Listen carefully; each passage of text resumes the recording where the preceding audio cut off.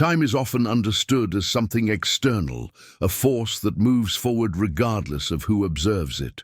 Clocks, calendars, and schedules attempt to capture it, divide it, and organize it into measurable units.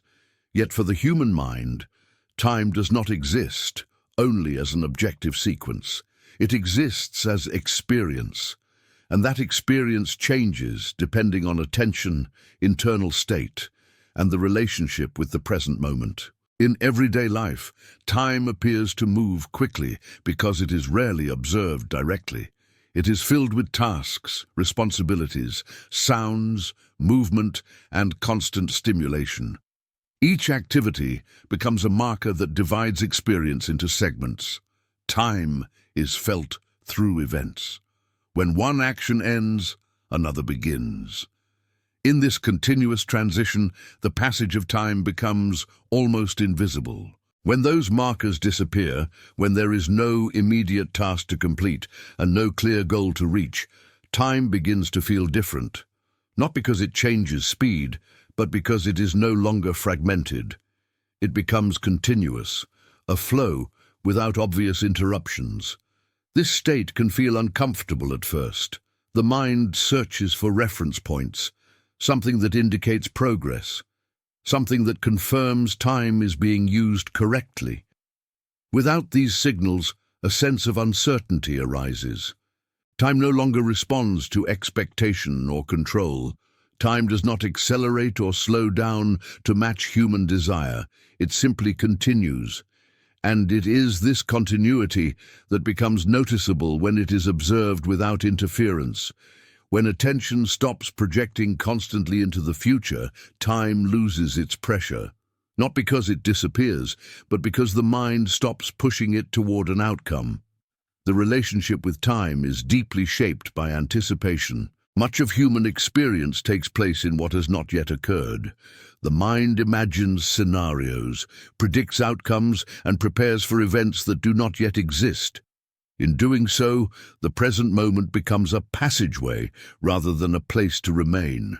By observing time without trying to move ahead of it, the present stops being a transition and becomes the central space of experience.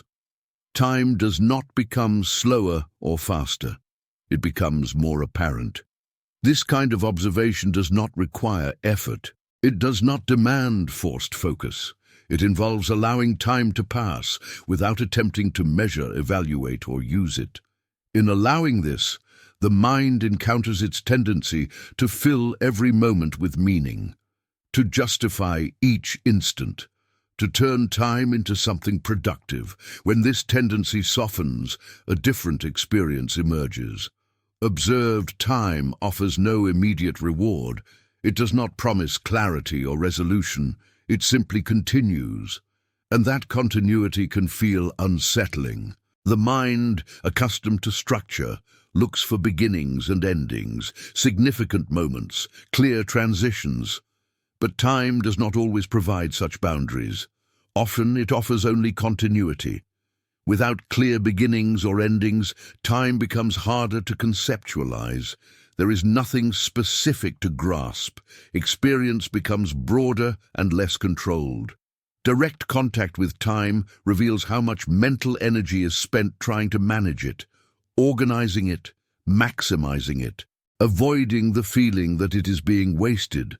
Time is not wasted. It is not accumulated. It is not lost. It passes.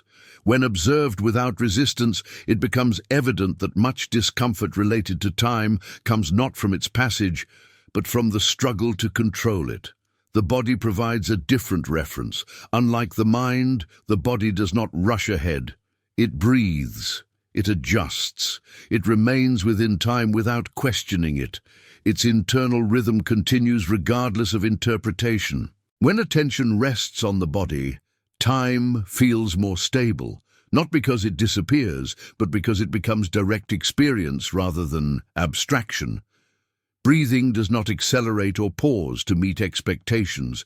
It simply occurs, and within that steady occurrence, time reveals itself without explanation.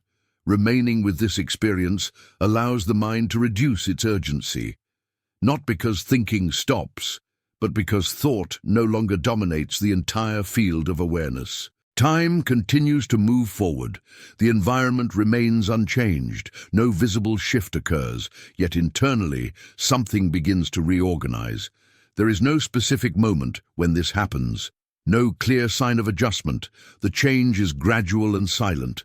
Observed in this way, time stops being a problem to solve. It becomes the context in which experience unfolds. The mind begins to understand, without deliberate effort, that not every moment requires interpretation, that not every instant needs a conclusion. Time does not offer answers. It does not resolve questions. It does not adapt to personal narratives. It continues. And within that continuation, something simple becomes clear. Time does not need to be understood in order to be lived. When resistance to time decreases, experience becomes more direct, less fragmented, more stable. This is not about accepting time as positive or negative. It's about recognizing that time is always present, independent of opinion. Time does not wait. It does not hurry. It does not respond to attention or impatience. It moves at its own pace. By observing it without attempting to change it, it becomes clear that most tension arises from the mind, not from time itself. The mind wants progress. It wants arrival. It wants closure. Time does not provide closure. There is no clear ending, no final resolution. Time continues even when nothing is resolved. At first, this continuity may feel empty, but that emptiness is not absence. It is space. Space where experience is not shaped by goals. Within that space, the mind becomes aware of its own patterns, its need to structure, to measure, to compare. Observed time exposes these patterns without requiring correction. It simply makes them visible. This is not about changing the relationship with time by force. It is not about learning to enjoy it. It is about allowing it to pass without interference. In doing so, time becomes simpler, not shorter or longer, but less divided. Time does not speed up or slow down. Experience becomes more continuous. The present moment stops being a tool and becomes the place where everything happens.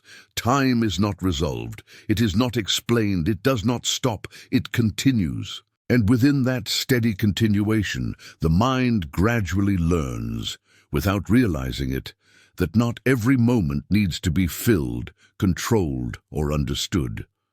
Some moments only need to be passed through.